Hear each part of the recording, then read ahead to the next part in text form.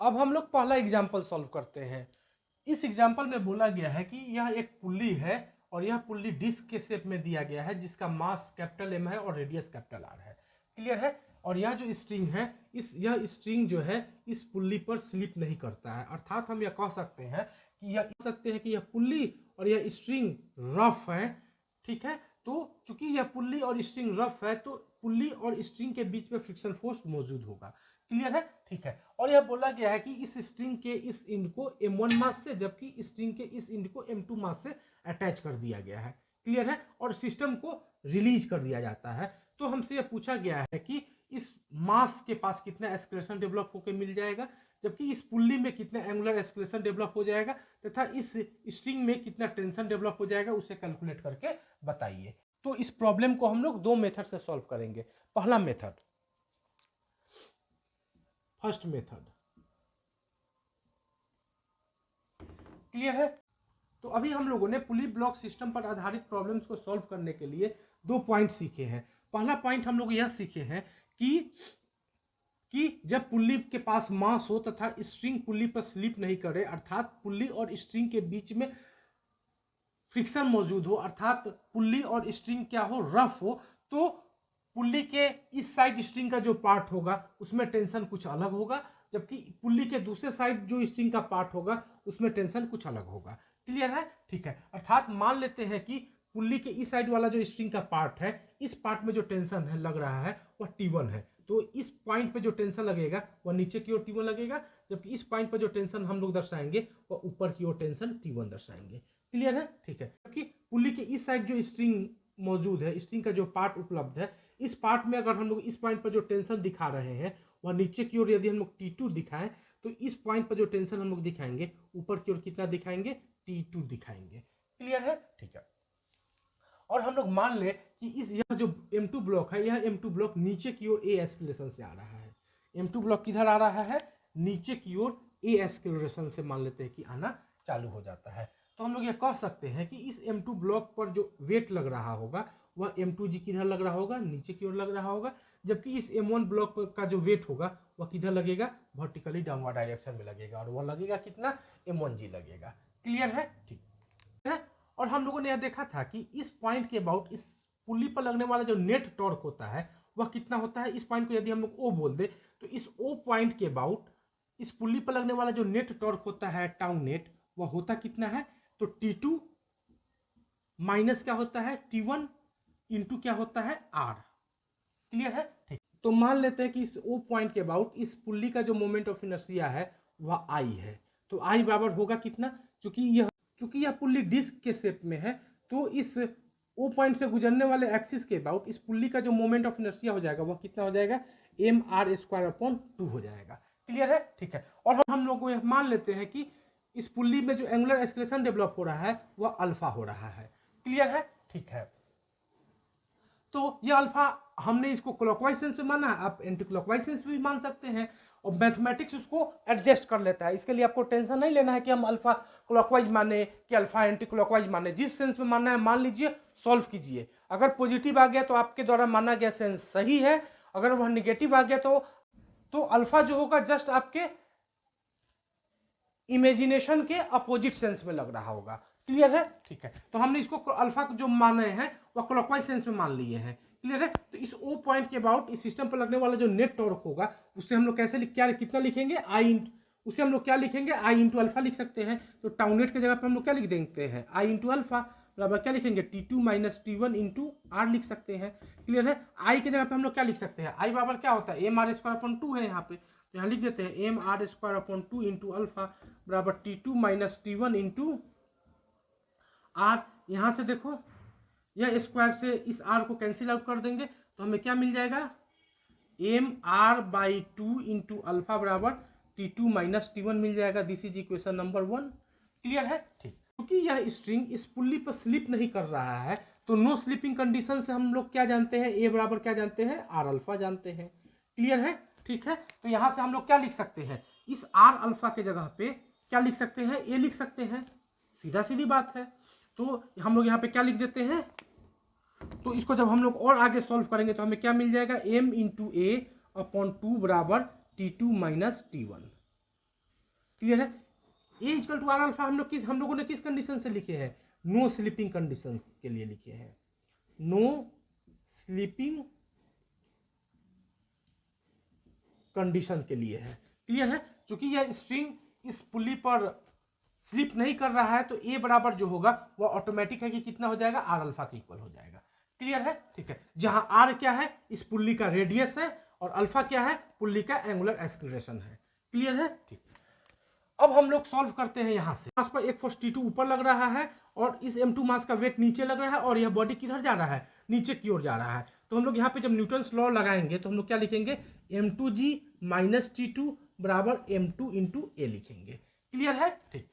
अब हम लोग इस ऑब्जेक्ट को देखते हैं। इस ऑब्जेक्ट पर एक फोर्स टेंशन T1 ऊपर लग रहा है और इस ऑब्जेक्ट का वेट नीचे लग रहा है। चूंकि यह M2 ऑब्जेक्ट नीचे की ओर जा रहा है तो यह ऑब्जेक्ट किधर जा रहा होगा, ऊपर की ओर जा रहा होगा, सेम एक्सीलरेशन ए के साथ। क्लियर है। ठीक है। तो यहाँ पे जब न्यूटन्स लॉ लिखेंगे तो हमको क्या मिलेगा, T1 माइनस M1G बराबर M1A मिलेगा। क्लियर है। ठीक है। तो बस करना कुछ नहीं है, करना कुछ नहीं है। हमारे पास तीन इक्वेशन है, वन, इसको इक्वेशन नंबर 1 बोल दे, तो हमारे पास तीन इक्वेशन है, 1, इस इक्वेशन को 2 बोल दे, इस इक्वेशन को 3 बोल दे। क्लियर है। 1 2 3। अब इन तीनों इक्वेशन को सॉल्व कर लेंगे तो ए का वैल्यू मिल जाएगा। क्लियर है। सॉल्व करते हैं। तो हम लोग इस इक्वेशन नंबर 1 में यहां से T2 का वैल्यू डालते हैं, यहां से T2 को उठा करके यहां पे डाल देते हैं, जबकि यहां से T1 के वैल्यू को उठा के यहां पे डाल देते हैं और सॉल्व करते हैं। तो हम लोगों को क्या मिल जाएगा, यहां पे लिखते हैं MA/2 मिलेगा यहाँ पे बराबर T2 की जगह पे क्या लिखेंगे, M2G minus M2A, M2G minus M2A। Clear है। क्लियर है। ठीक। उसके बाद हम लोग T1 का वैल्यू देखते हैं। T1 हमें क्या मिल जाएगा, यहाँ पे M1A प्लस M1G क्या मिल जाएगा, M1A minus M1A plus M1G मिल जाएगा। क्लियर है। सॉल्व करते हैं तो ए आसानी से हमको मिल जाएगा। सॉल्व करते हैं, कैपिटल MA/2 बराबर M2G minus M2A minus M1A minus M1G। Clear है। तो हमें क्या मिल जाएगा, MA/2, इसको इधर लाते हैं, प्लस M2A, इसको भी इधर लाते हैं, तो प्लस M1A बराबर क्या मिलेगा, M2 माइनस M1 इंटू जी मिल जाएगा। क्लियर है। ठीक। यहाँ से अगर ए को कॉमन ले ले तो हमें क्या मिल जाएगा, M/2 plus M1 plus M2 बराबर M2 माइनस M1 इंटू जी। तो ए बराबर हमें क्या मिलेगा, M2 minus M1 into G upon capital M/2 plus small M1 plus small M2 मिल जाएगा, और यही एक्सीलरेशन होगा। क्लियर है। ठीक है। यानी कि इस ब्लॉक का, यानी कि सिस्टम का जो लीनियर एक्सीलरेशन का वैल्यू होगा वह कितना होगा, इतना होगा, और यही क्या हो जाएगा, मेरा आंसर हो जाएगा। क्लियर है। तो एक्सीलरेशन ऑफ ब्लॉक हमें पता चल गया कितना है, इतना है। क्लियर। अब हम यदि इस ए के वैल्यू को उठा के यहां डाल दें, इस ए के वैल्यू को उठा के यहां डाल दें तो हमें क्या मिल जाएगा, T2 का वैल्यू मिल जाएगा। क्लियर है। तो सॉल्व करते हैं T2 के लिए सॉल्व करते हैं यहाँ पे। क्लियर है। ठीक। तो अब हम लोग इस ए के वैल्यू को उठा के यहाँ पे पुटअप कर देते हैं तो हमें क्या मिल जाएगा, M2G माइनस T2 बराबर M2 इंटू ए की जगह पे क्या लिखेंगे, M2 minus M1 into G upon M/2 plus M1 plus M2 मिल जाएगा। क्लियर है। तो इसको जब हम लोग और आगे सॉल्व करेंगे तो T2 हमें निकल जाएगा। T2 बराबर हमें क्या मिल जाएगा, M2G minus M2 into M2 minus M1 G upon M/2 plus M1 plus M2 मिल जाएगा। क्लियर है। बस इसको आपको सॉल्व कर लेना है खुद से, इसको सॉल्व कर लेना, बहुत सारा क्वांटिटी कैंसिल आउट हो जाएगा और हमें फाइनली रिजल्ट मिल जाएगा, यानी कि T2 हमें कुछ इतना मिल जाएगा। अब यदि हम लोग इस ए के वैल्यू को उठा के यहाँ डाल देंगे, इस इक्वेशन में डाल देंगे तो हमें T1 का वैल्यू मिल जाएगा। क्लियर है। तो इस ए के वैल्यू को हम लोग यहाँ पुटअप करेंगे तो हमको T1 मिल जाएगा। तो T1 बराबर हमें फाइनली क्या मिलेगा, T1 माइनस m1g बराबर m1a।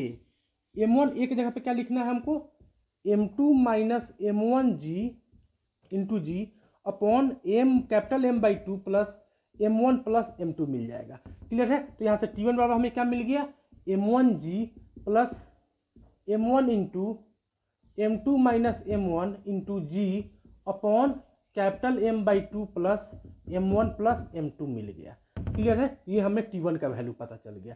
क्लियर। तो यहाँ पे आप लोग देख रहे हैं कि इस T2 का वैल्यू और इस T1 का वैल्यू अलग अलग आया है। क्लियर है। ठीक है। तो होना भी चाहिए, इस T1 का वैल्यू इस T2 का वैल्यू अलग अलग होना भी चाहिए, हम लोग सीख चुके हैं।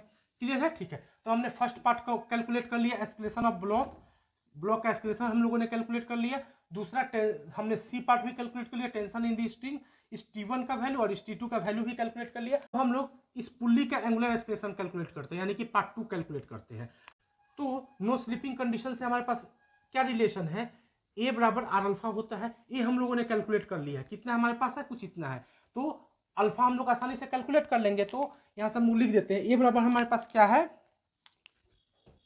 आर अल्फा है। क्लियर है। ए हमारे पास कितना है, m2 minus m1 into G upon m/2 plus m1 plus m2 है बराबर आर अल्फा। आर तो इस चूंकि इस डिस्क का रेडियस आर ही है तो हम लोग आर ही लिखेंगे, और अल्फा हमको कैलकुलेट करना है तो इनटू क्या कर देंगे, अल्फा कर देंगे। तो अल्फा बराबर हमें क्या मिल जाएगा, इस आर को उठा करके हम लोग इधर लाएंगे तो हमें क्या मिल जाएगा, इंटू आर नीचे आ जाएगा और यही मेरे पास क्या आ जाएगा, आंसर आ जाएगा। क्लियर है। तो इस तरीके से हम लोग फर्स्ट मेथड से इस प्रॉब्लम को सॉल्व कर लेंगे। क्लियर है। अब हम लोग सेकेंड प्रॉब्लम सॉल्व करते हैं। इस प्रॉब्लम में बोला गया है कि यह एक पुल्ली है, यह पुल्ली डिस्क के शेप में है। पुल्ली का शेप क्या है, डिस्क है। क्लियर है। और इस पुल्ली का मास m है और रेडियस कितना है, कैपिटल R है। और इस पुल्ली पर लाइट स्ट्रिंग को ऐसे लपेट दिया गया है और उस स्ट्रिंग का जो दूसरा इंड है, दूसरे इंड से ऐसे एक मास को लटका दिया गया है और इस दूसरे इंड से एक ब्लॉक को ऐसे लटका दिया गया जिसका मास कैपिटल M है।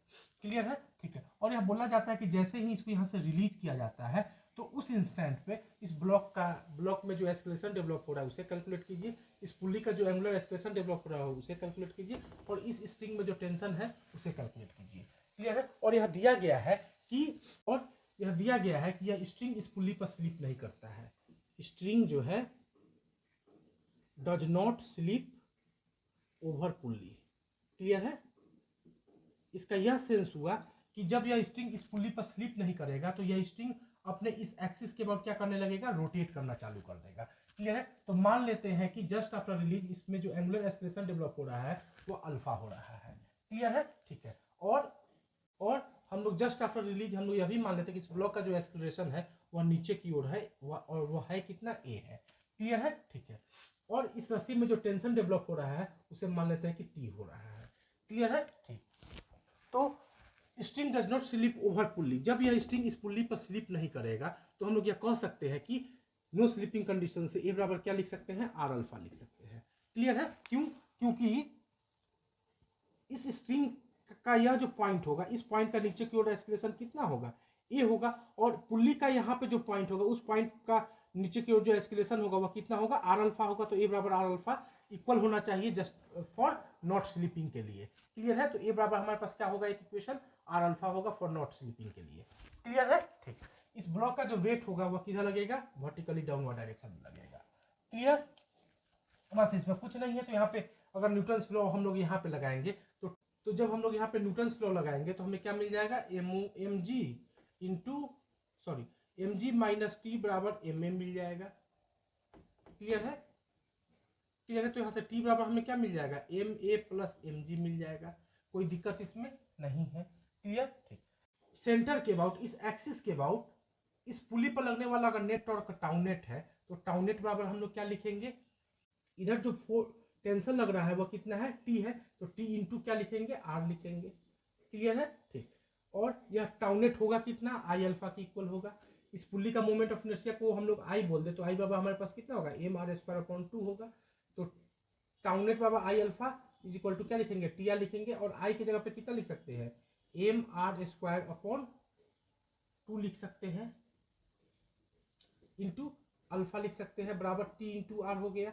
इस आर से यह स्क्वायर कैंसिल आउट हो जाएगा, तो यहाँ पे बचेगा कितना, आर अल्फा बचेगा, और आर अल्फा बराबर क्या है हमारे पास, ए है, तो हम लोग क्या लिख देंगे, टी बराबर ma/2 लिख देंगे। क्लियर है, ठीक। अब हम लोग इस टी के वैल्यू को उठा के यहाँ पुटअप कर देते हैं, तो क्या हो गया, ma/2 बराबर ma प्लस mg हो गया। क्लियर है, तो यहाँ से क्या हो जाएगा, हम लोग यहाँ पे गलत लिख दिए है ना, टी बराबर क्या आ जाएगा, mg माइनस, हम यहाँ पे गलत लिखे हैं, टी बराबर क्या आ जाएगा, mg माइनस ma आ जाएगा। क्लियर है, ठीक है, तो यह mg माइनस ma यहाँ पे होगा, mg माइनस ma यहाँ पे होगा। क्लियर है, ठीक है, तो इसको सॉल्व करेंगे तो हमें क्या मिल जाएगा, 3ma/2 बराबर mg मिल जाएगा, m से m कैंसिल आउट, a बराबर क्या मिल गया, 2g/3 मिल गया।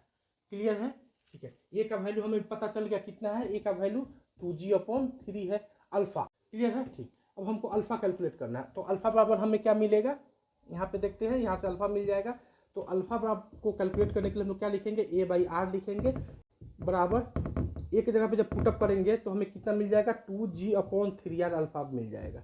अल्फा का वैल्यू हमें कितना मिल गया, 2g/3r मिल गया, यहाँ पे लिख देते हैं 2g/3r। टेंशन टी, तो इस ए के वैल्यू को उठा के यहाँ पुटअप कर देते हैं तो हमें टी मिल जाएगा, तो टी बराबर हमें क्या मिलेगा, ma, ए की जगह पे क्या लिखेंगे, 2g/3 इंटू 2, या 2 कैंसिल आउट हो गया, mg/ क्या मिल गया, हमें 3 मिल गया, तो टेंशन की जगह पे हम लोग क्या लिख देंगे, mg/3 मिल जाएगा, और यही मेरा क्या हो जाएगा, आंसर आ जाएगा। क्लियर है, यह बहुत ही इजी प्रॉब्लम था, इस तरीके से इस प्रॉब्लम को सॉल्व कर सकते हैं। क्लियर है, ठीक।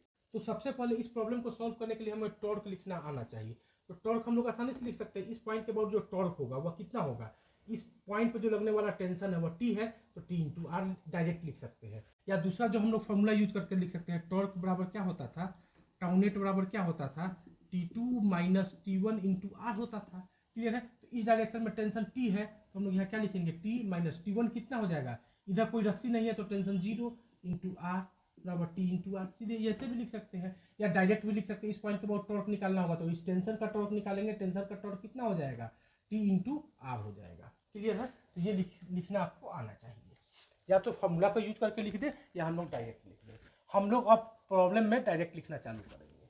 क्लियर है, ठीक। अब इसी प्रॉब्लम में आपसे यह पूछा जाता है, अच्छा, इस प्रॉब्लम में एक चीज और आपसे हम पूछते हैं, इस ब्लॉक में जो एक्सीलरेशन डेवलप हो रहा है क्या वह कांस्टेंट है, तो आपका आंसर होगा हाँ। क्यों, क्योंकि ए का जो वैल्यू हमें मिला है वह 2g/3 मिला है, तो जी क्या होता है, कांस्टेंट होता है, और 2 और 3 क्या है, कांस्टेंट है, तो यानी कि ए क्या है हमारे पास, कांस्टेंट है। क्लियर है, तो जब ए कांस्टेंट हो गया तो यह जो अल्फा भी होगा वह भी क्या हो जाएगा, कांस्टेंट हो जाएगा। क्लियर है, तो इस समय आप यह कह सकते हैं कि इस केस में जो इस ब्लॉक का जो एंगुलर है, तो इस केस में इस ब्लॉक का जो लीनियर एक्सीलरेशन है वह कांस्टेंट है, और इस पुल्ली का जो एंगुलर एक्सीलरेशन है वह भी क्या है, कांस्टेंट है। क्लियर है, ठीक।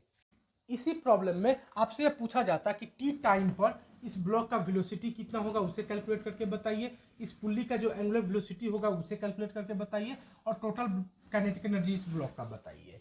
क्लियर है, तो आप आसानी से बता भी सकते हैं। क्लियर है, ठीक।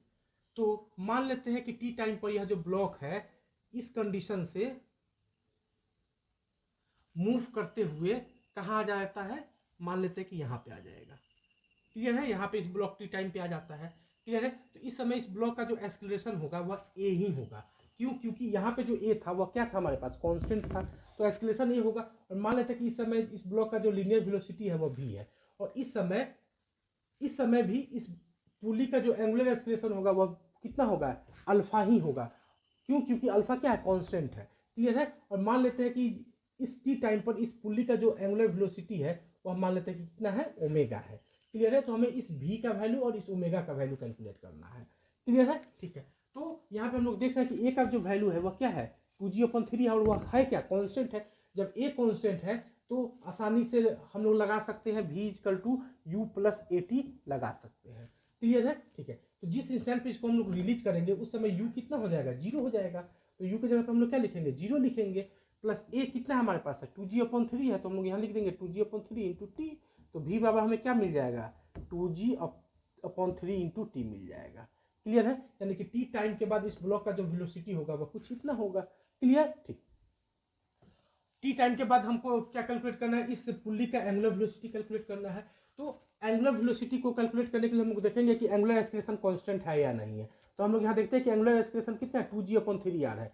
तो एंगुलर एक्सेलरेशन भी क्या है, कांस्टेंट है। जब एंगुलर एक्सेलरेशन कांस्टेंट है तो हम लोग कौन सा फॉर्मूला लगाएंगे, ओमेगा बराबर omega naught plus alpha T लगा देंगे। क्लियर है, ठीक है। तो चूंकि टी टाइम पर इस ब्लॉक, इस पुल्ली का जो एंगुलर वेलोसिटी हमने माना है वो कितना माना है, ओमेगा माना है, तो हमें इस ओमेगा को कैलकुलेट करना है। क्लियर है। और इनिशियली जब इस ब्लॉक को हम लोग रिलीज करेंगे उस समय इस पुल्ली का जो एंगुलर वेलोसिटी होगा वह कितना होगा, 0 होगा, यानी ओमेगा नॉट कितना होगा, 0 होगा। तो हम लोग यहाँ क्या लिखेंगे, 0 प्लस अल्फा हमारे पास कितना है, 2g/3r है। तो यहाँ क्या लिख देंगे, 2g/3r इंटू टी लिख देंगे, ओमेगा बराबर। तो ओमेगा बराबर फाइनली हमें क्या मिल जाएगा, 2g/3r इंटू टी मिल जाएगा। क्लियर है, ठीक है। तो भी मिल गया हमें, ओमेगा मिल गया, यानी कि इस ब्लॉक का इस टी टाइम पर वेलोसिटी कितना होगा, इतना होगा इस ब्लॉक। तो और उसी टी टाइम पर इस पुल्ली का जो एंगुलर वेलोसिटी जो होगा वह कितना होगा, कुछ इतना होगा। क्लियर है, ठीक है। तो अब हमें यह बोला गया कि इस सिस्टम का टोटल काइनेटिक एनर्जी कैलकुलेट करके बताइए। क्लियर है। तो इस सिस्टम के पास हम लोग क्या देख रहे हैं कि टी टाइम के पास एक लीनियर वेलोसिटी भी है और इस पुल्ली के पास एक एंगुलर वेलोसिटी भी है। तो जो टोटल काइनेटिक एनर्जी होगा, टोटल जो काइनेटिक एनर्जी होगा वह क्या होगा, एक लीनियर वेलोसिटी के कारण काइनेटिक एनर्जी आएगा। तो लीनियर वेलोसिटी के कारण जो काइनेटिक एनर्जी होता है वह उसको हम लोग कितना लिखते हैं, हाफ एम वी स्क्वायर लिखते हैं। इस ब्लॉक का मास कितना हमारे पास, m है, और वेलोसिटी कितना v है, तो हम लोग क्या लिखेंगे, हाफ एम वी स्क्वायर लिखेंगे। प्लस इस पुल्ली के रोटेशन के कारण भी इस पुल्ली के पास एक काइनेटिक एनर्जी होगा, और वह होगा कितना, हाफ आई ओमेगा स्क्वायर होता है। तो half I omega square. Clear है, ठीक है। तो बस हमें एम पता, हमें भी पता है ही, भी हमारे पास कितना है, कुछ इतना है।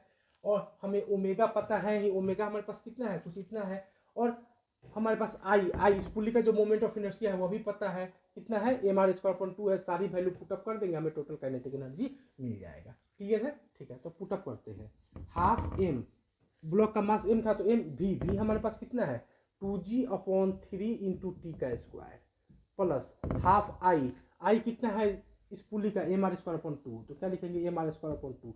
ओमेगा हमारे पास कितना है, 2g/3r into T, 2g/3r into T का होल स्क्वायर कर देंगे। बस सॉल्व करते हैं, हाफ m यहाँ से कॉमन ले लेते हैं, ठीक है। 2g/3 कॉमन स्क्वायर हो जाएगा, 2g/3 का स्क्वायर कर दिए। क्लियर है, ठीक। इंटू टी स्क्वायर तो होगा ही होगा। क्लियर है, इंटू अंदर बचेगा कितना, अंदर यहाँ कुछ नहीं बचेगा, यानी कि 1 बचेगा। क्लियर है। और यहाँ कितना बचेगा, r² बचेगा अपॉन 2, और क्या बचेगा, 1/r का स्क्वायर, होल स्क्वायर बचेगा, कुछ इतना ही बचेगा। क्लियर है। इसको जब सॉल्व करेंगे तो हमें क्या मिल जाएगा, इसको जब हम आगे सॉल्व करेंगे तो क्या मिलेगा, 4g² हो जाएगा, यानी कि 2mg²/9 मिलेगा, इंटू टी स्क्वायर मिलेगा। और यहाँ से हमें क्या मिलेगा, 1 प्लस, या r² कैंसिल आउट हो जाएगा, 1/2 मिलेगा। क्लियर है, यानी कि यह कितना हो गया, 1 + 1/2 = 3/2 हो गया। तो यहाँ हम लोग को फाइनली कितना मिल जाएगा, 3/2 मिल जाएगा। इससे हम लोग इसको 3 टाइम कैंसिल आउट कर देंगे, इसको हम लोग कैंसिल आउट कर देंगे तो हमें कितना मिल जाएगा, mg²/3 इंटू टी स्क्वायर मिल जाएगा। यानी कि टोटल जो काइनेटिक एनर्जी होगा वह इस सिस्टम का कितना होगा, कुछ इतना होगा, और यही मेरा क्या आ जाएगा, आंसर आ जाएगा। क्लियर है। तो इस तरीके से सिस्टम का टोटल काइनेटिक एनर्जी भी निकाल सकते हैं। क्लियर है। तो इस सिस्टम के पास हम लोग देखेंगे कि अगर लीनियर वेलोसिटी भी है और एंगुलर वेलोसिटी भी है, तो लीनियर वेलोसिटी के कारण काइनेटिक एनर्जी लिख देंगे और एंगुलर वेलोसिटी के कारण भी काइनेटिक एनर्जी लिख देंगे। क्योंकि काइनेटिक एनर्जी एक स्केलर क्वांटिटी होता है, तो सिंपली ऐड कर देंगे और हमें फाइनल रिजल्ट मिल जाएगा। क्लियर है, ठीक है। अब हम लोग अगला प्रॉब्लम सॉल्व करते हैं। यह प्रॉब्लम SC वर्मा सर के बुक का है और यह प्रॉब्लम नंबर 33 है। SCV प्रॉब्लम नंबर 33, इसको अब हम लोग सॉल्व करते हैं। इस प्रॉब्लम में सर के द्वारा बोला गया है कि यह एक स्मॉल m मास का एक ब्लॉक है और यह ब्लॉक इस हॉरिजॉन्टल टेबल पे रखा गया है। क्लियर है, क्लियर है, ठीक। और इस ब्लॉक से एक लाइट स्ट्रिंग यानी कि एक मासलेस स्ट्रिंग को अटैच करके इस पुल्ली को ऊपर से घुमाते हुए इस स्ट्रिंग के दूसरे एंड से एक कैपिटल एम मास का एक ब्लॉक अटैच कर दिया गया है। क्लियर है। और यह बोला गया है कि यह जो स्ट्रिंग है वह स्ट्रिंग क्या है, मासलेस है। क्लियर है, स्ट्रिंग क्या है, मासलेस स्ट्रिंग है। क्लियर है। साथ ही साथ सर के द्वारा यह भी माना गया कि यह जो टेबल है यह टेबल स्मूथ टेबल है। यह टेबल कैसा टेबल है, स्मूथ टेबल है, यानी कि इस टेबल और इस ब्लॉक के इस सरफेस के बीच में कोई फ्रिक्शन फोर्स नहीं लगेगा जब यह ब्लॉक मूव करेगा तो। क्लियर, ठीक। और उनके द्वारा यह भी बोला गया है कि यह जो पुल्ली है, यह पुल्ली के पास, पुल्ली का जो मोमेंट ऑफ इनर्शिया है इस एक्सिस के बाद जो, और इस पुल्ली के बारे में सर के द्वारा यह इंफॉर्मेशन दी गई है कि इस पुल्ली का जो मोमेंट ऑफ इनर्शिया है वह आई है और इसका जो रेडियस है वह कैपिटल आर है। क्लियर है, ठीक है। और यह पुल्ली अपने एक्सिस के अबाउट रोटेट करने के लिए फ्री है। क्लियर है। तथा सर के द्वारा एक और इंफॉर्मेशन दी गई है, वह यह है कि यह जो पुल्ली है इस पुल्ली पर यह स्ट्रिंग स्लिप नहीं करता है। क्लियर है, ठीक है। यानी कि इस string does not slip over pulley. Clear है, ठीक है। यानी कि जब इस पुल्ली पर यह स्ट्रिंग स्लिप नहीं करेगा, अर्थात यह पुल्ली और स्ट्रिंग क्या होंगे, रफ होंगे।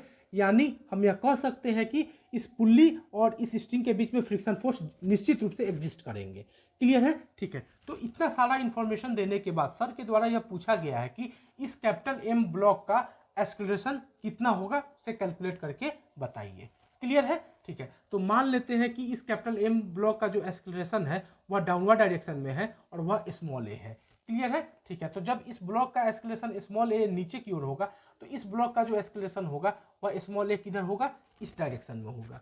क्लियर है, ठीक। और हम लोग यह भलीभांति जानते हैं कि जब यह इस पुल्ली के पास मास होता है और जब इस पुल्ली के ऊपर से गुजरने वाला जो स्ट्रिंग होता है वह स्ट्रिंग इस पुल्ली पर स्लिप नहीं करता है, यानी कि जब यह पुल्ली और यह स्ट्रिंग रफ होते हैं, अर्थात इस पुल्ली और स्ट्रिंग के बीच में फ्रिक्शन फोर्स लगता है, तो उस कंडीशन में इस पुल्ली के इस साइड वाला जो स्ट्रिंग का पार्ट होगा उसमें जो टेंशन डेवलप होगा वह इस साइड, पुल्ली के इस साइड वाला जो स्ट्रिंग का पार्ट होगा उसमें जो टेंशन डेवलप होगा वो दोनों टेंशन अलग अलग होंगे। क्लियर है। तो मान लेते हैं कि इस डायरेक्शन में जो टेंशन डेवलप हो रहा है वह T1 है और इस डायरेक्शन में जो टेंशन डेवलप हो रहा है वह T2 है। क्लियर है। तो हम लोग कह सकते हैं कि यहाँ पर जो टेंशन लगेगा वह T1 ऊपर की ओर लगेगा और यहाँ पर जो टेंशन लगेगा वह T2 इधर की ओर लगेगा।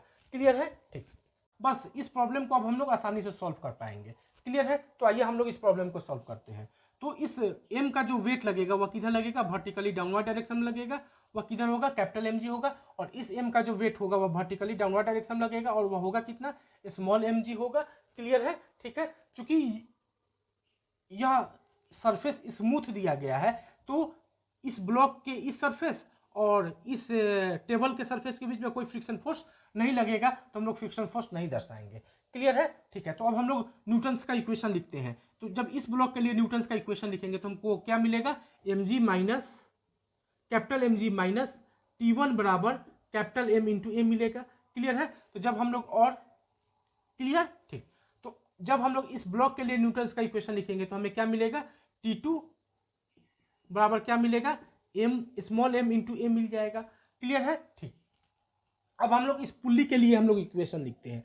तो पुल्ली के लिए जब हम लोग इक्वेशन लिखेंगे तो मान लेते हैं कि जिस समय इसको रिलीज किया जा रहा है उस समय इस पुल्ली का जो एंगुलर एक्सेलरेशन डेवलप हो रहा है वो अल्फा हो रहा है।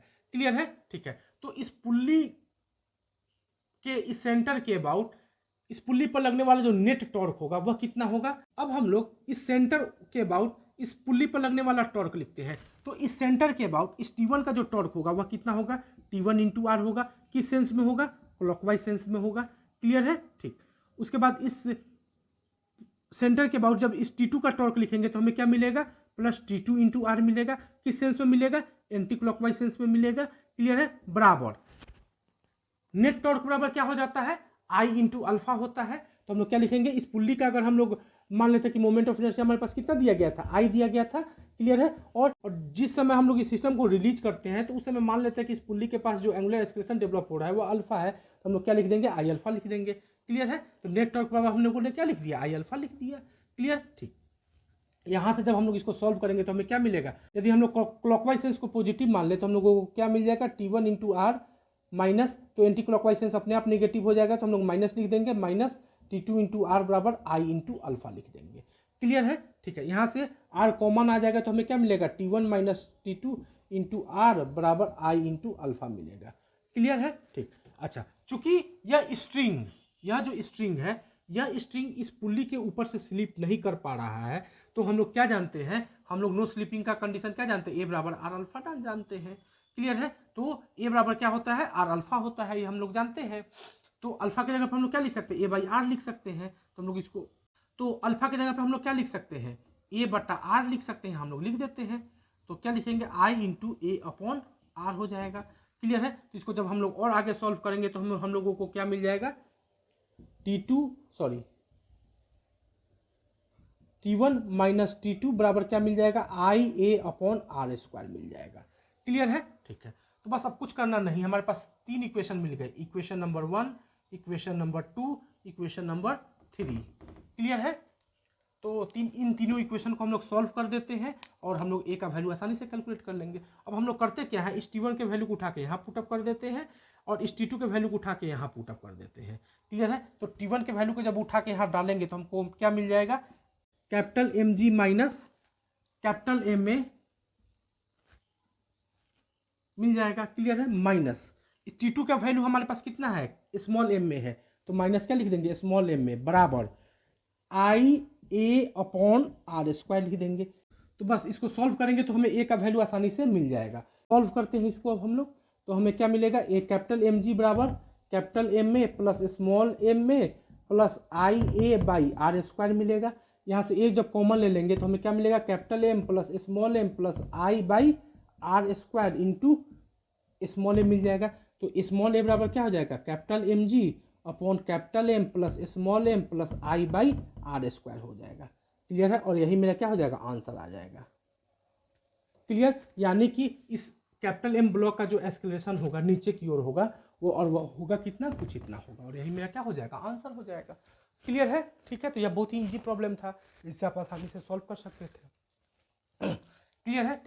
इसी प्रॉब्लम में हमसे यह पूछा जाता है कि इस पुल्ली का एंगुलर एक्सेलरेशन बताइए, यानी कि अल्फा का वैल्यू बताइए, कब, जिस समय इस पुल्ली को, जिस समय इस सिस्टम को रिलीज किया जाता है। तो हम लोग करते क्या कि इस ए के वैल्यू को उठा के यहाँ पुटअप कर देते तो अल्फा आसानी से हमें मिल जाता। क्लियर है? तो आप अल्फा का वैल्यू हमें कितना मिल जाता, तो अल्फा बराबर हमें क्या मिल जाता है यहाँ पे, capital M G upon capital M plus small M plus I by R square into R मिल जाता, कुछ इतना मिल जाता अल्फा का वैल्यू।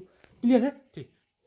यदि हमसे यह पूछा जाता कि इधर यहाँ पे जो T1 मिल रहा है वह कितना मिलेगा, तो T1 के वैल्यू को कैलकुलेट करने के लिए हम लोग क्या करते, इस ए के वैल्यू को उठा करके यहाँ सॉल्व डाल देते, इस इक्वेशन में डाल देते और सॉल्व करते तो हमें T1 का वैल्यू मिल जाता।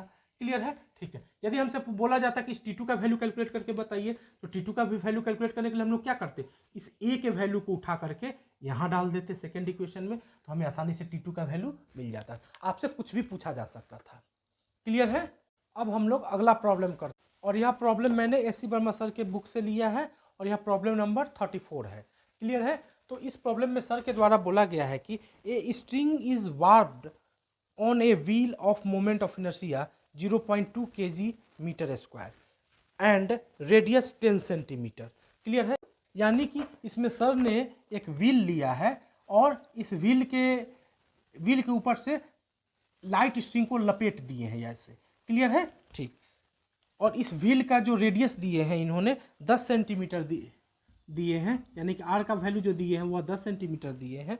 साथ ही साथ इनके द्वारा इस व्हील का जो मोमेंट ऑफ इनर्शिया आई दिया गया है वह दिया गया है 0.2 kg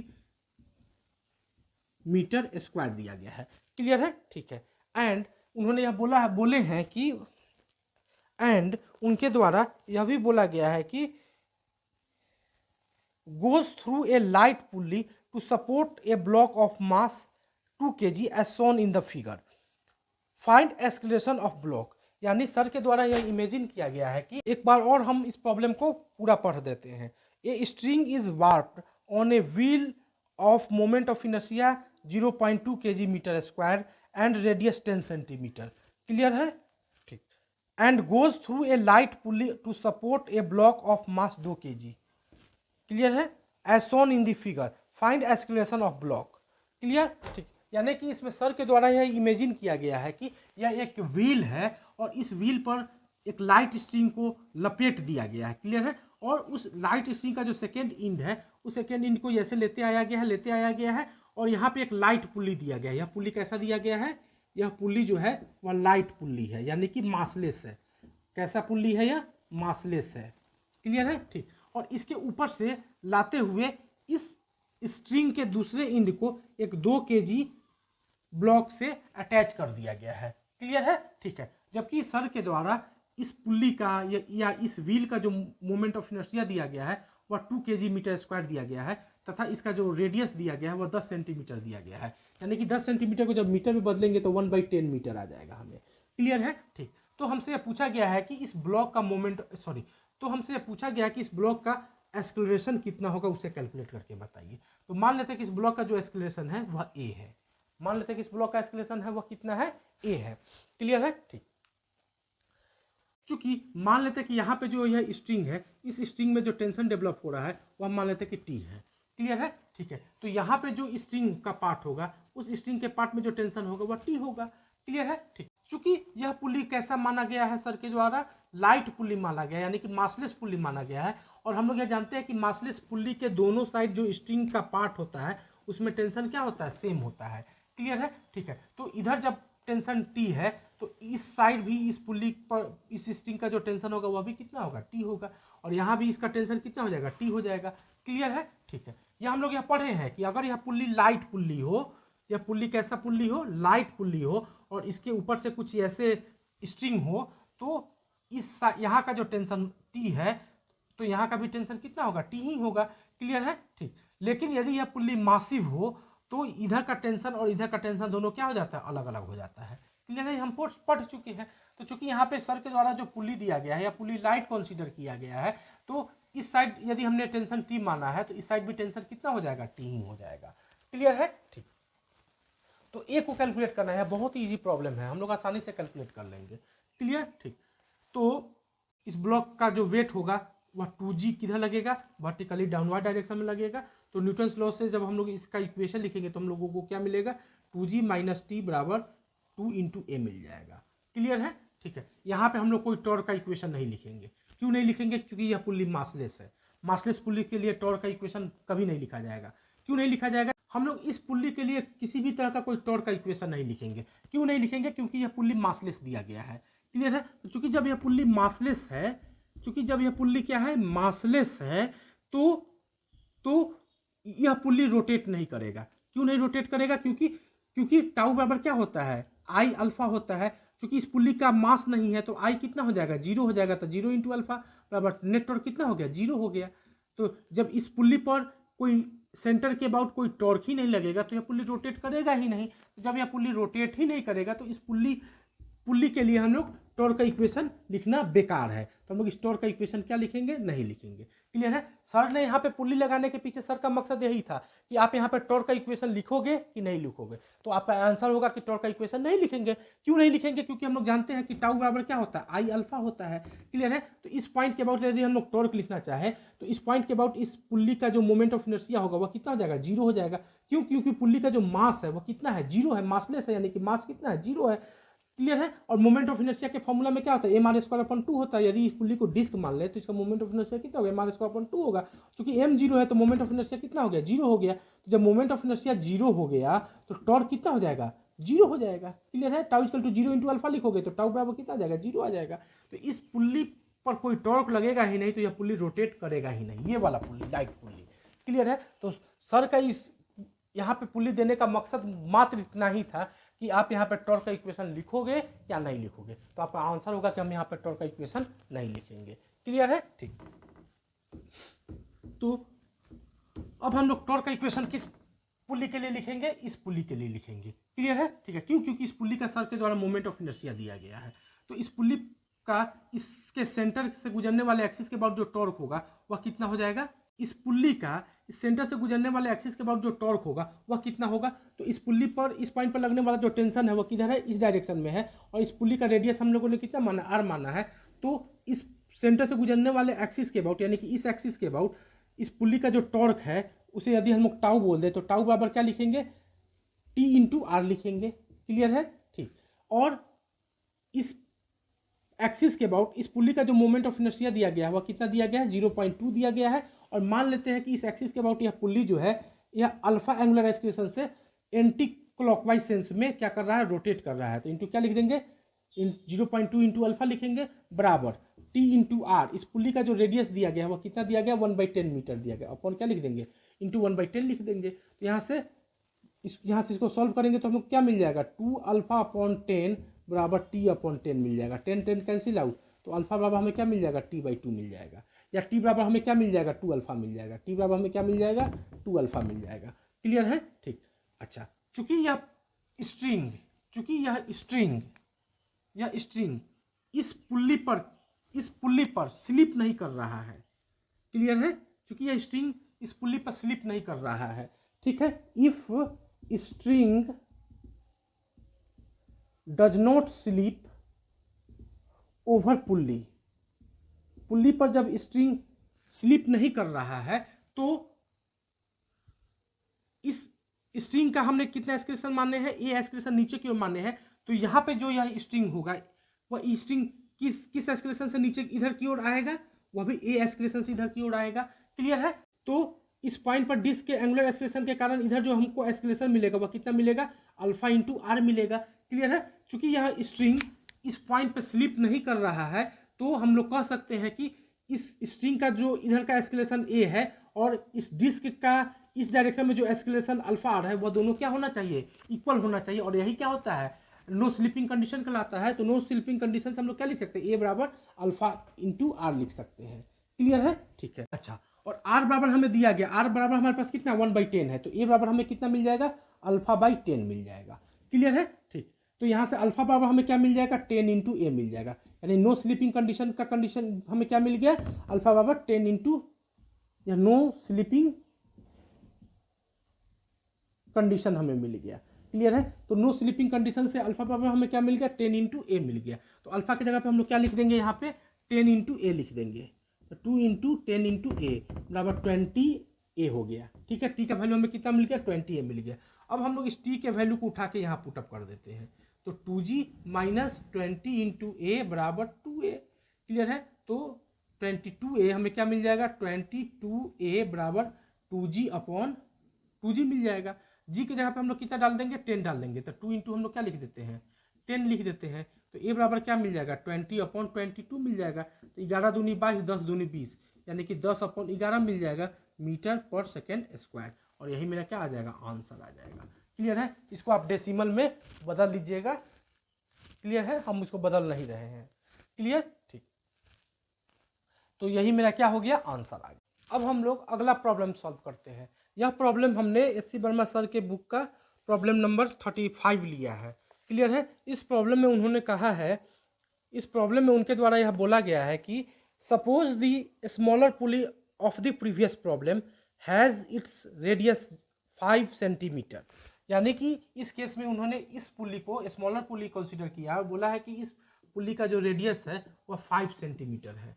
क्लियर है, तथा and moment of inertia is 0.1 kg metre square. और उनके द्वारा इस पुली का जो मोमेंट ऑफ इनर्शिया माना गया है उसको यदि हम लोग आई डैश बोल दे तो वह आई डैश कितना दिया गया है, 0.1 kg इंटू मीटर स्क्वायर दिया गया है। क्लियर है, ठीक। और बोला गया है कि find the tension in the part of string joining the pulleys. यानी कि सर के द्वारा हम लोगों से यह पूछा गया है कि इस पुल्ली और इस पुल्ली को ज्वाइन करने वाला जो स्ट्रिंग है, यानी कि यहाँ से लेके इस पॉइंट को यदि हम लोग ए बोल दे और इस पॉइंट को यदि हम लोग बी बोल दे, तो ए से लेके बी पार्ट में जो स्ट्रिंग है इस पार्ट में कितना टेंशन डेवलप होगा, इस पार्ट वाले स्ट्रिंग में कितना टेंशन डेवलप होगा, उसे हमें कैलकुलेट करने के लिए सर के द्वारा बोला गया है। क्लियर है, ठीक है। तो यह भी काफ़ी इजी प्रॉब्लम है और इस प्रॉब्लम को भी हम लोग प्रीवियस प्रॉब्लम की तरह ही सॉल्व करेंगे। बस इसमें हमको ध्यान में रखना होगा कि यहाँ पे यह जो पुल्ली हो गया अब पुल्ली मासलेस नहीं रह गया, यानी कि इस पुल्ली के पास कुछ ना कुछ मोमेंट ऑफ इनर्शिया है। तो हम बोल सकते हैं कि इस पुल्ली पर भी हम लोग टॉर्क का इक्वेशन लिखेंगे और इस पुल्ली के अक्रॉस जो स्ट्रिंग होगा उसमें टेंशन अलग अलग होगा। क्लियर है, ठीक है। यह ब्लॉक कितना केजी का दिया गया था, 2 kg का दिया गया था प्रीवियस प्रॉब्लम में। क्लियर है, ठीक। तो मान लेते हैं कि इस स्ट्रिंग में जो टेंशन यहाँ पे डेवलप हो रहा है वह T1 हो रहा है, तो यहाँ भी हम लोग टेंशन क्या लिखेंगे, T1 लिखेंगे। चूंकि यह पुल्ली मासिव पुल्ली है, यह सेकंड वाला जो यह पुल्ली है, यह पुल्ली कैसा पुल्ली सर के द्वारा बताया गया, मासिव बताया गया। क्यों? क्योंकि इसका मोमेंट ऑफ इनर्शिया सर के द्वारा दिया गया है। क्लियर है? तो इस पुल्ली के दोनों साइड जो स्ट्रिंग का पार्ट होगा उसमें टेंशन अलग अलग होगा। तो इधर हमने टेंशन कितना मान लिया है, T1 मान लिया है। तो इस डायरेक्शन में जो टेंशन हम कंसीडर करेंगे वो हम लोग कितना कंसीडर करेंगे, T2 करेंगे। क्लियर है? ठीक है। तो जब यहाँ से इस पॉइंट पर इस डायरेक्शन में जो टेंशन लगेगा वह T2 लगेगा, तो स्वाभाविक सी बात है कि इधर वाला जो टेंशन होगा, इस पॉइंट पर जो टेंशन लगेगा वह भी कितना लगेगा, T2 ही लगेगा। क्यों? क्योंकि यह जो स्ट्रिंग का पार्ट है वह एक ही पार्ट है, और एक ही पार्ट में टेंशन क्या होता है, सेम होता है। तो इस पॉइंट पर हमने इस डायरेक्शन में स्ट्रिंग में टेंशन T2 माने हैं, तो यहाँ पर भी टेंशन इधर क्या हो जाएगा, T2 ही होगा। क्लियर है? तो इस टेंशन का डिस्ट्रीब्यूशन आपको अच्छी तरह से समझ में आना चाहिए। क्लियर? ठीक। बस इस प्रॉब्लम को हम लोग आसानी से सॉल्व कर पाएंगे। सॉल्व करते हैं। तो इस ब्लॉक का जो वेट होगा वह वेट किधर लगेगा, नीचे क्यों लगेगा, और होगा कितना, 2g होगा। क्लियर है? तो अब हम लोग इस ब्लॉक के लिए न्यूटन्स लॉ ऑफ इक्वेशन से एक इक्वेशन लिख सकते हैं। क्या लिख सकते हैं? मान लेते हैं कि चूंकि यह ब्लॉक मान लेते हैं कि नीचे की ओर जा रहा है ए एक्सीलरेशन से। क्लियर है? ठीक है। तो इस ब्लॉक पर जब न्यूटन्स लॉ ऑफ इक्वेशन लिखेंगे तो हमें क्या मिल जाएगा, 2g माइनस T1 बराबर 2 इंटू ए मिल जाएगा। क्लियर है? ठीक। अब हम लोग करेंगे क्या कि इस पुल्ली के लिए टॉर्क का इक्वेशन लिखेंगे। तो इस पुल्ली के लिए टॉर्क का इक्वेशन हम लोग क्या लिख सकते हैं, तो हम लोग यहाँ पे देखेंगे कि इस पुल्ली पर इस डायरेक्शन में एक टेंशन T1 लग रहा है, और जबकि इस डायरेक्शन में दूसरा टेंशन क्या लग रहा है, T2 लग रहा है। क्लियर है?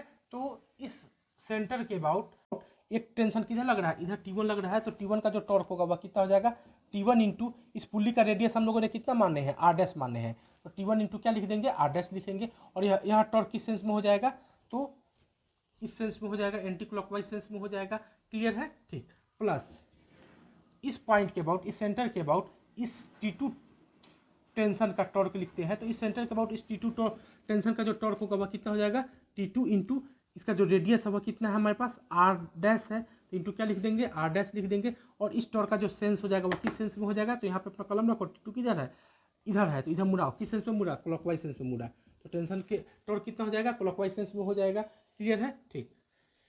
तो इस पॉइंट के अबाउट इस पुल्ली पर लगने वाला जो नेट टॉर्क होगा वह इतना होगा। तो नेट टॉर्क बराबर हम लोग क्या जानते हैं, I इंटू अल्फा जानते हैं। तो इस पुल्ली का जो मोमेंट ऑफ इनर्शिया हमने माने हैं वो कितना माने हैं, I डैश माने हैं, I डैश इंटू।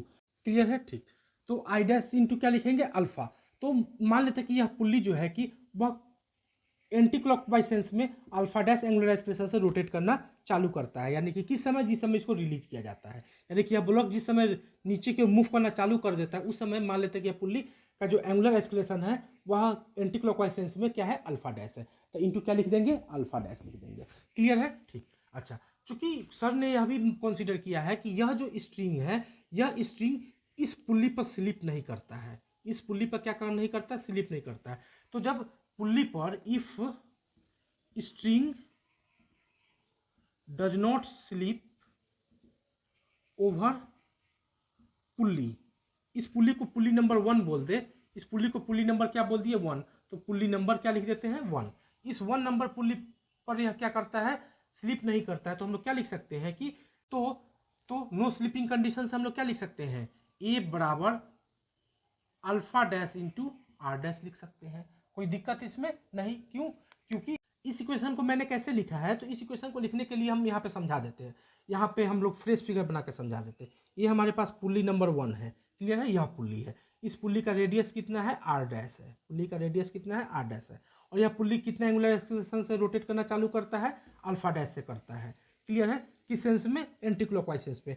तो इस पॉइंट पर पुल्ली का जो एक्सेलरेशन होगा वह कितना होगा, इधर होगा। और वह होगा कितना, alpha dash into R dash होगा। कोई दिक्कत इसमें नहीं। क्लियर है? ठीक। ठीक इसी इंस्टेंट पर यहाँ पे रस्सी जो नीचे की ओर ऐसे है, यहाँ पे यह जो रस्सी नीचे की ओर ऐसे है, ऐसे रस्सी है ना भाई, इस रस्सी, यह रस्सी इसी इंस्टेंट पर कितना एक्सेलरेशन से नीचे जा रहा है, ए एक्सेलरेशन से नीचे जा रहा है। क्लियर है? क्योंकि यहाँ पे रस्सी और यह पुल्ली दोनों स्लिप नहीं करे, इसके लिए क्या होना चाहिए, ए बराबर क्या होना चाहिए, alpha dash into R dash होना चाहिए। और यही कंडीशन क्या कहलाता है, नो स्लीपिंग कंडीशन कहलाता है। यह कौन सा कंडीशन है, नो स्लीपिंग कंडीशन है। समझ में आ गया होगा? क्लियर है? ठीक। बस बस यहाँ पे हम लोग आर डैश का वैल्यू यहाँ से पुट कर देंगे। आर डैश बराबर क्या है आर डैश बराबर क्या है 5 सेंटीमीटर है, तो 5 सेंटीमीटर बराबर हम लोग कितना मीटर लिखेंगे 1/20 मीटर लिखेंगे। क्लियर है। तो आर डैश की जगह पे हम लोग क्या लिख देंगे 1/20 मीटर, यानी कि अल्फा डैश बाई 20 लिख सकते हैं। क्लियर है। तो यहाँ से अल्फा डैश बराबर हमें क्या मिल जाएगा 20 इंटू ए मिल जाएगा। क्लियर है। अब हम लोग इस इक्वेशन में सारी वैल्यूज को पुट करते हैं, आर डैश का वैल्यू पुट करते हैं और अल्फा डैश का वैल्यू पुट करते हैं और आई डैश का वैल्यू पुट करते हैं। तो T1 के जगह पे तो T1 लिखते हैं। मान लेते हैं कि एंटी क्लॉकवाइज सेंस पॉजिटिव है तो ये पॉजिटिव लिखेंगे और आर डैश हमारे पास कितना है 1/20 है, तो अपन क्या हो जाएगा 20। तो क्लॉकवाइज सेंस क्या हो जाएगा अपने आप निगेटिव हो जाएगा, तो माइनस साइन लिख दिए। T2 हम अननोन है तो T2 लिखेंगे। आर डैश हमारे पास कितना है 1/20 मीटर है, तो बटा कितना लिख देंगे 20 बराबर आई डैश हमारे पास कितना है 0.1 kg मीटर स्क्वायर है, तो 1/10 लिख देंगे। क्लियर है। ठीक। और अल्फा डैश हम लोगों ने कैलकुलेट कर लिया, वह कितना है 20a है, तो हम लोग कितना लिख देंगे 20a लिख देंगे। क्लियर है। यहाँ 2 टाइम्स कैंसिल आउट हो जाएगा, तो T1 माइनस T2 बराबर हमें कितना मिल गया 40a मिल गया। यह एक इक्वेशन हमें मिल गया। क्लियर है। इस इक्वेशन को बोल देते हैं इक्वेशन नंबर 1। क्लियर। ठीक। अब हम लोग इस पुल्ली के लिए इक्वेशन लिखते हैं। इस पुल्ली के लिए भी इक्वेशन लिख सकते हैं, क्यों? क्योंकि यह भी पुल्ली रोटेट करेगा। क्यों रोटेट करेगा? क्योंकि इस पुल्ली पर सेंटर के अबाउट कोई ना कोई टॉर्क लगेगा, तो इस सेंटर के अबाउट इस पुल्ली पर लगने वाला जो नेट टॉर्क होगा वह कितना होगा, तो इस सेंटर के अबाउट यहाँ पे एक टेंशन क्या लग रहा है T2 लग रहा है, तो T2 का इस सेंटर के अबाउट जो टॉर्क होगा वह कितना हो जाएगा T2 इंटू इस पुल्ली का रेडियस हमने कितना माने हैं R माने हैं, तो T2 इंटू क्या लिखेंगे R लिखेंगे। T2 इंटू क्या लिखेंगे R लिखेंगे। किस सेंस में होगा, तो यह इस सेंस में होगा। मान लेते हैं कि इस नेट टॉर्क की वजह से इसमें जो एंगुलर एक्सेलरेशन डेवलप हुआ वह अल्फा डेवलप हुआ, तो नेट टॉर्क बराबर क्या लिख देंगे I इंटू अल्फा लिख देंगे। क्लियर है। ठीक है। इस पुल्ली का हम लोग वेट का टॉर्क क्यों नहीं लिखे, क्योंकि पुल्ली के वेट का टॉर्क इस पॉइंट के बाद कितना हो जाएगा 0 हो जाएगा, इसीलिए उसको लिखने की जरूरत नहीं है। इस पुल्ली में भी इस पुल्ली का वेट कुछ ना कुछ होगा जो नीचे क्यों लगेगा, उस वेट का इस पॉइंट के बाद टॉर्क कितना हो जाएगा 0 हो जाएगा, इसीलिए इस इक्वेशन में इस पुल्ली के वेट का टॉर्क हम लोगों ने नहीं लिखा है। क्लियर है। ठीक। तो वेट के टॉर्क को लिखने की या वेट को यहाँ पे इस पुल्ली के वेट को दर्शाने की कोई आवश्यकता नहीं है। क्लियर है। ठीक। अब हम लोग सारी वैल्यू इसमें पुटअप करते हैं, तो T2 की जगह पे हम लोग क्या लिखेंगे, T2 हम अननोन है तो T2 लिख देते हैं। इस पुल्ली का रेडियस R कितना दिया गया 1/10 दिया गया, तो अपन 10 लिख देंगे बराबर। इस पुल्ली का जो मोमेंट ऑफ इनर्शिया है वह कितना है 0.2 है, तो 0.2 इंटू अल्फा। इस पुल्ली का एंगुलर एक्सेलरेशन कितना मान लिए हम लोग अल्फा मान लिए, तो इंटू अल्फा लिख देंगे। अब अल्फा के वैल्यू को कैलकुलेट करना है। क्लियर है। क्योंकि सर के द्वारा एक और इन्फॉर्मेशन दी गई है कि यह जो स्ट्रिंग है यह स्ट्रिंग इस पुल्ली पर भी स्लिप नहीं करता है, तो जब यह स्ट्रिंग इस पुल्ली पर स्लिप नहीं करेगा तो क्या हम लोग कहेंगे कि नो स्लिपिंग कंडीशन से हम लोग इक्वेशन लिख सकते हैं। ठीक है। तो चूंकि यह स्ट्रिंग इस पुल्ली पर स्लिप नहीं कर रहा है, यानी कि if string does not slip over pulley, इस पुल्ली को पुल्ली नंबर 2 बोल दे तो ओवर पुल्ली 2, देन क्योंकि यह स्ट्रिंग का एस्केलेशन किधर है नीचे की ओर ए एस्केलेशन है, तो इस स्ट्रिंग का भी इधर एस्केलेशन कितना होगा ए ही होगा। इस डायरेक्शन में स्ट्रिंग का एस्केलेशन कितना होगा ए ही होगा। क्लियर है। ठीक है। और इस पॉइंट पर इसके रोटेशन के कारण, यानी कि इसका एंगुलर एस्केलेशन कितना हमने माने अल्फा माने हैं, इस अल्फा के कारण हम लोग या इस पॉइंट पर जो डिस्क का एस्केलेशन होगा वह किधर होगा इस डायरेक्शन होगा, और वह होगा कितना अल्फा इंटू आर। तो क्या होना चाहिए ए बराबर अल्फा आर होना चाहिए। क्लियर। हम फ्रेश फिगर से यहाँ पे आपको समझा देते हैं। ये हमारे पास पुल्ली नंबर 2 है ऐसे। क्लियर है। और यह पुल्ली का एस्केलेशन हम लोगों ने कितना माना है एंटी क्लॉकवाइज सेंस में अल्फा माना है। क्लियर है। और यह पॉइंट तो इस पॉइंट पर पुल्ली का एस्केलेशन किधर हो जाएगा इस रोटेशन के कारण किधर हो जाएगा अल्फा इंटू आर हो जाएगा। क्यों? क्योंकि इसका रेडियस हम लोगों ने कितना माने हैं आर माने हैं।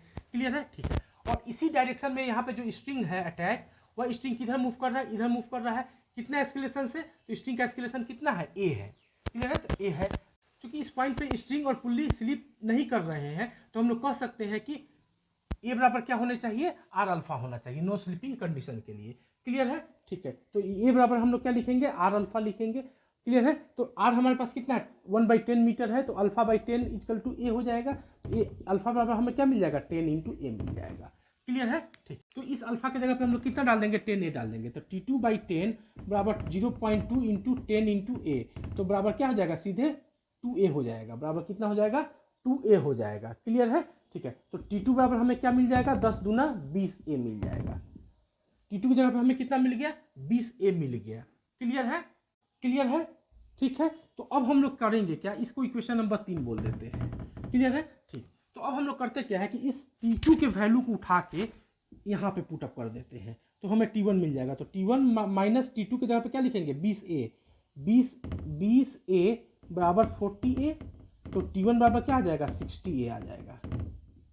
क्लियर है, तो T1 बराबर 60A आ गया। हमें क्या निकालना है, A का वैल्यू निकालना है। तो अब हम लोग इस T1 को उठा करके यहाँ पुटअप कर देते हैं। क्लियर है, तो जब यहाँ पुटअप कर देंगे तो हमें क्या मिल जाएगा, 2 इंटू जी की जगह पे हम लोग 10 डाल देते हैं। क्लियर है, माइनस T1 की जगह पे कितना है, 60A है, 60A बराबर 2A। क्लियर है, जब इसको हम लोग सॉल्व करेंगे तो A का वैल्यू हम लोगों को आसानी से मिल जाएगा। सॉल्व करते हैं तो 20 बराबर क्या आ जाएगा, 62A आ जाएगा। तो A बराबर कितना आ जाएगा, 20/62। क्लियर है, तो 31 और यह 10 टाइम्स कैंसिल आउट हो जाएगा, 10/31 मीटर पर सेकेंड स्क्वायर। इस A का वैल्यू हमें पता चल गया, यानी कि यह ब्लॉक जो है कि कितना एस्केलेशन से नीचे जाएगा, इस A एस्केलेशन से नीचे जाएगा। क्लियर है, ठीक। हमें कैलकुलेट क्या करना है, हमें कैलकुलेट क्या करना है, इस T2 का वैल्यू कैलकुलेट करना है। क्लियर है, तो इस T2 के वैल्यू को कैलकुलेट करने के लिए हम लोग करेंगे क्या कि इस A का वैल्यू को उठा करके यहाँ पुटअप कर देते हैं। तो T2 बराबर हमारे पास कितना मिल जाएगा, इसको मिटाते हैं हम। तो T2 बराबर हमें क्या मिल जाएगा, 20 इंटू A है, A की जगह पे क्या लिखेंगे, 10/31 लिखेंगे, 10/31 न्यूटन। इसको सॉल्व करेंगे तो हमें क्या मिल जाएगा, T2 बराबर 200/31 न्यूटन। क्लियर है, ठीक है। तो अब हम लोग इसको भाग दे के देख लेते हैं कितना आता है। कहाँ गया कैलकुलेटर, कैलकुलेटर। क्लियर है, तो हमें T2 बराबर क्या मिला, 200/31 मिला। तो हम लोग यहाँ लिखते हैं 200/31, यानी कि 6.45 बराबर कितना मिल गया, 6.45 न्यूटन। और यही मेरा क्या आ जाएगा, आंसर आ जाएगा। क्लियर है, हमने इस प्रॉब्लम को सॉल्व करने के लिए जी का वैल्यू कितना माना है, 10 माना है। आप जी की जगह पे 9.8 लेके भी सॉल्व कीजिएगा तो आपको एग्जैक्ट आंसर मिल जाएगा। क्लियर है, ठीक है। तो इस तरीके से आप इस प्रॉब्लम को सॉल्व कर पाइएगा। क्लियर।